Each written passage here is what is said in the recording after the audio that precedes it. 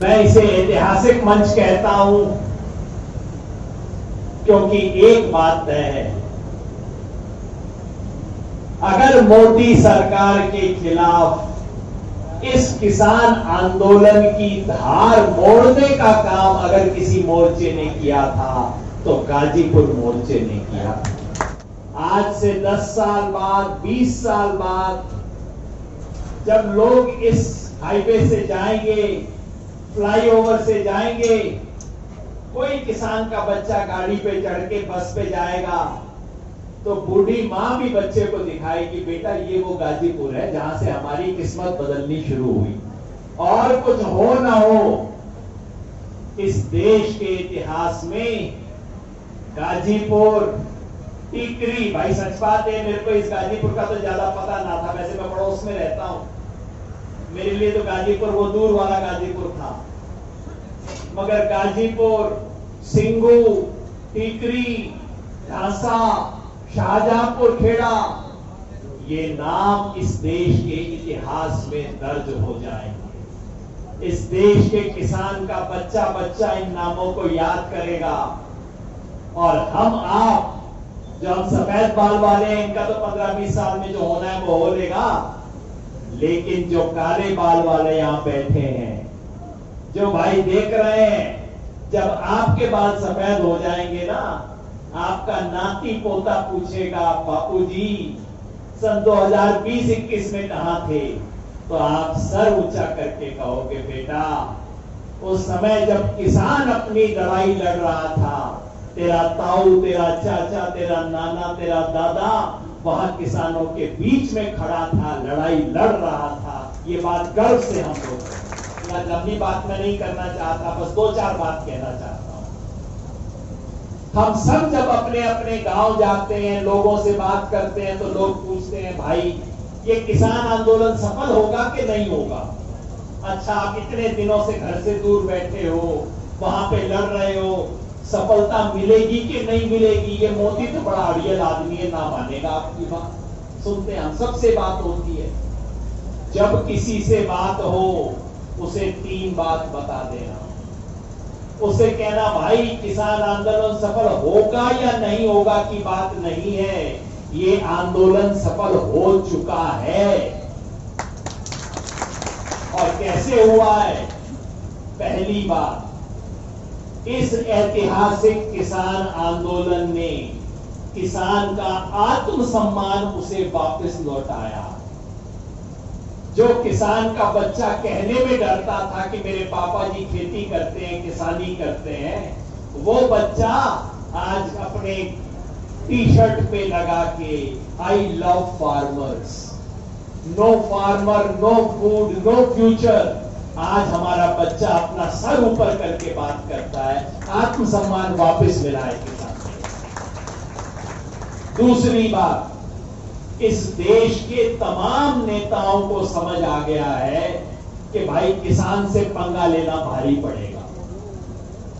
किसान जो है वो हनुमान जी जैसा, उसकी ताकत असीम है, लेकिन जैसे हनुमान जी को खुद नहीं पता था उनकी ताकत कितनी है, वैसे ही किसान को भी नहीं पता कि उसकी ताकत कितनी है।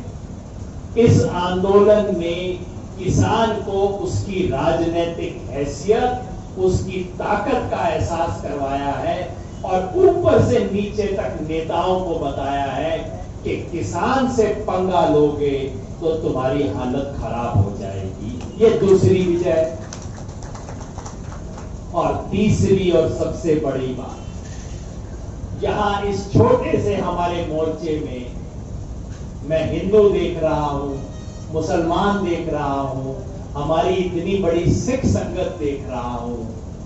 सबसे बड़ी इस आंदोलन की उपलब्धि ये है कि इसने इस देश के किसान को मुट्ठी बंद करके एक कर दिया। किसान ने कहना सीखा है, मेरी जाति किसानी और मेरा धर्म किसानी। ये सारे नेताओं को था कि किसान को आखिर में तोड़ दोगे, कोई जात के नाम पे, बिरादरी के नाम पे, पंजाब हरियाणा के नाम पे, इसके नाम पे, उसके नाम पे।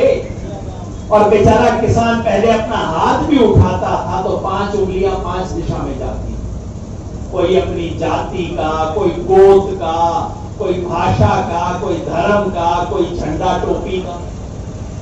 इस आंदोलन ने किसान को समझा दिया है कि 5 उंगलियां बांध के, मुट्ठी बंद करके संघर्ष करोगे तब तुम्हें अपनी मांगे हासिल होंगी। ये सबसे बड़ी एक उपलब्धि है।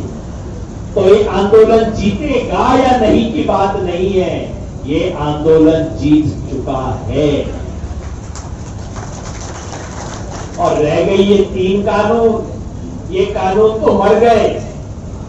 किसी सरकार की, इस सरकार की या आने वाली किसी भी सरकार की हिम्मत नहीं होगी कि इन कानूनों को दोबारा लागू करें।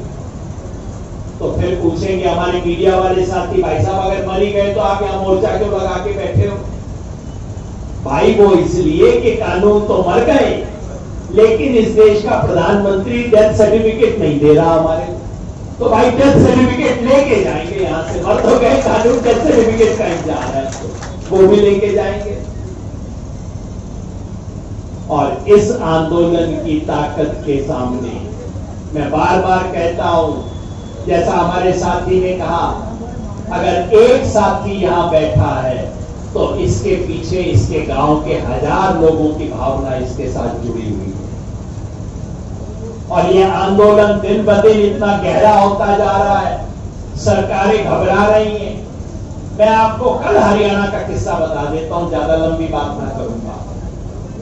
कल हरियाणा के मुख्यमंत्री खट्टर जी पंचकुला में मोरनी हिल करके एक इलाका है, वहां पे जाना था उद्घाटन करने। अब यहां तो हरियाणा के कम लोग होंगे, मैं बता दूं, चंडीगढ़ से मोरनी हिल का फासला है 35-40 किलोमीटर। यानी कि कार से जाए तो मुख्यमंत्री को मैक्सिमम 40 मिनट लगेगा, उससे फालतू का फासला नहीं है। हिम्मत नहीं हुई हरियाणा के मुख्यमंत्री की कि वो सड़क के रास्ते से 35 किलोमीटर चला जाए। तो क्या किया? हेलीकॉप्टर से जाएंगे मुख्यमंत्री, 35 किलोमीटर हेलीकॉप्टर से जाएंगे। अच्छा भाई, हेलीकॉप्टर से जाएंगे तो किसानों ने कहा कि हम हेलीपैड पे इंतजार करेंगे मुख्यमंत्री का, ये भी कर लिया। फिर क्या किया हरियाणा सरकार ने? एक नहीं 2 हेलीपैड बनवाए सरकार ने। एक का नाम अखबार में एक दिन पहले से दे दिया, मुख्यमंत्री यहां पे आएंगे, और दूसरा चोरी छुपे रात को बनाया। और हरियाणा का मुख्यमंत्री अपने राज्य में 35 किलोमीटर दूर चोरी से बनाए हुए हेलीपैड के ऊपर हेलीकॉप्टर से उतरा। कल की बात है, पुरानी बात ना बता रहा। बेचारे को इतनी हिम्मत नहीं, अपने राज्य में 35 किलोमीटर चला जाए, वो हिम्मत नहीं बची है। हमारे साथ ही काला झंडा लेके खड़े थे, पुलिस ने सबको गिरफ्तार कर लिया। ये केस बनाएंगे, वो केस बनाएंगे, ये धारा लगाएंगे, वो धारा लगाएंगे। और पंचकुला के अंदर, पंचकुला शहर में तो किसान है नहीं, तो पंचकुला में इनके पास कोई एक विशेष थाना है जो पब्लिक का थाना नहीं है, क्राइम ब्रांच का थाना, उसमें किसानों को बंद करके ले गए। शाम होते होते सैकड़ों किसान वहां सामने आके बैठने शुरू हो गए और कॉल दिया हमने कि चलो, पंचकुला शहर में किसान नहीं है लेकिन किसान के हमदर्द तो है, किसानों के बच्चे तो हैं, अरे उनके ताऊ चाचा तो किसान हैं, पहुंचो वहां पे। सैकड़ों लोग पहुंचने शुरू हो गए और रात 9 बजे पुलिस ने हाथ जोड़ के किसानों को रिहा किया।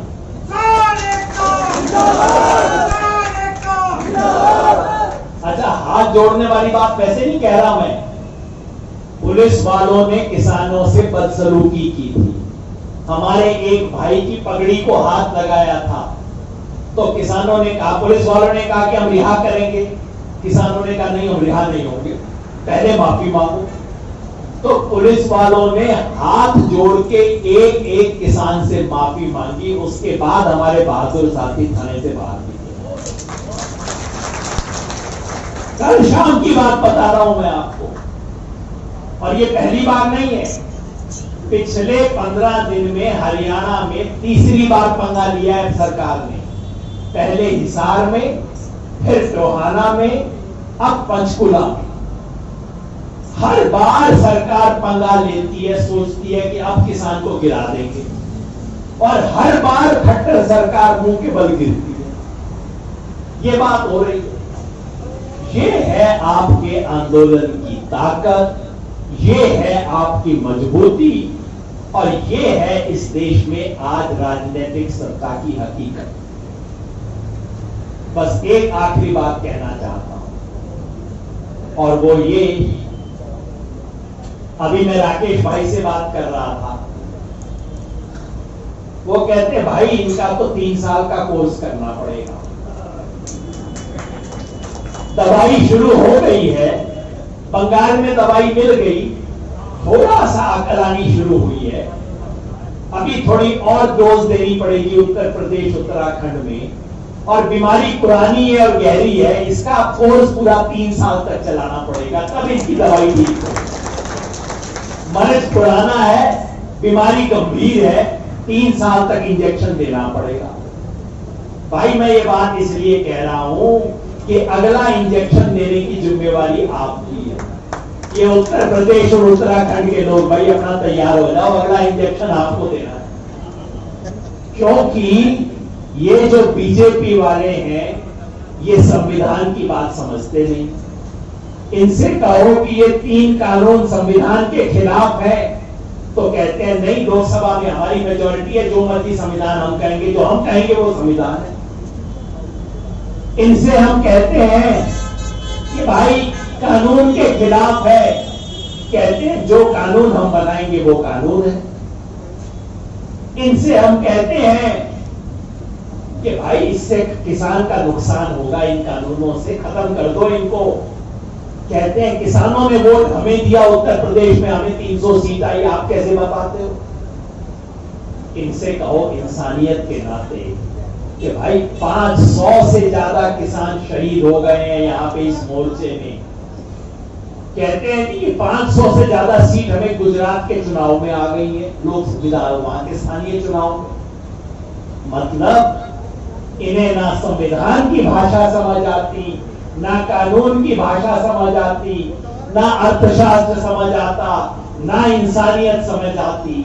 इन्हें सिर्फ वोट की भाषा समझ आती है और कुछ समझ नहीं आता।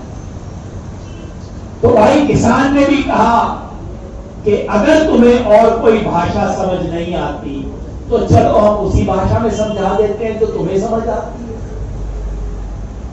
यही काम बंगाल में किया किसान ने। बंगाल में तो हमें 6 हफ्ता मिले थे, ज्यादा टाइम ना मिला। और हमें तो भाई बांग्ला बोलनी भी नहीं आती, मेरे को थोड़ी बहुत आती है टूटी फूटी, बाकी हमारे साथियों को तो कुछ भी नहीं आती। लेकिन उतने में भी हम वहां पे गए, हमारे पंजाब के साथी गए, और बंगाल के लोगों ने कहा हमें बस सरदार जी को देखना है, जो किसान आंदोलन चला रहे हैं उनको देखना है हमें। और इतने में ही क्या हो गया बीजेपी का, आप समझ लो। बंगाल में तो 6 हफ्ते थे, उत्तर प्रदेश में तो 6 महीने से ज्यादा है। वहां तो हमारी भाषा भी समझ नहीं आती थी, यहां तो गांव गांव में जाके इनकी खाट खड़ी कर देंगे ना, गांव गांव में खाट खड़ी कर देंगे इनकी यहां तो मेरे दोस्तों अब ये जिम्मेवारी आपकी। उत्तर प्रदेश और उत्तराखंड में एक डोज छोटी सी मिल गई है, अब यूपी उत्तराखंड की डोज ठीक से देनी बाकी है, और वो हो जाएगी तो बाकी देश के अंदर अगले 2-2.5 साल में जनता अच्छी डोज इनको दे देगी। और एक बात समझ आ जाएगी इनको, मोदी जी को, इनकी पार्टी को, इनके बड़े नेता को और इनके छोटे नेता को, कि भाई आगे से गलती से भी किसान से पंगा नहीं लेना है। ये बात इनको समझा दो, इनकी आने वाली पुश्तों को समझ आ जाए, और इनको नहीं सब पार्टियों को समझ आ जाए कि भाई इन कानूनों को तो हाथ छोड़ दो, चिमटे से भी इन कानूनों को नहीं छूना। हमने इस देश की सब पार्टियों को समझ आ जाए।